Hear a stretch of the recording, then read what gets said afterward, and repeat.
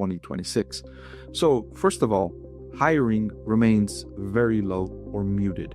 So these companies, and I talked about several of the largest companies, and this is true for nearly every company I'm following, nobody is talking about hiring or growing their headcount, right?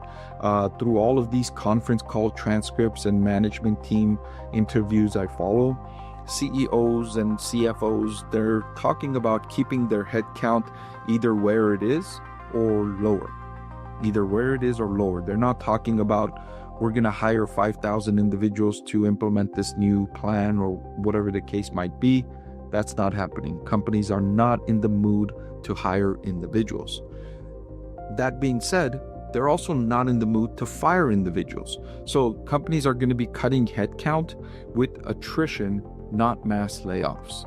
So I've heard nearly every management team talk about, we're not going to hire new people, but we're also not interested in firing thousands of individuals, right?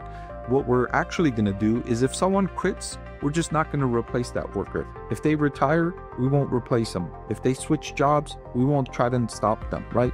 And that's how they're going to control costs. That's how they're going to implement artificial intelligence to make each individual employee more productive. And so they're going to try and do existing amounts of work with fewer people. But they're not going to fire those people.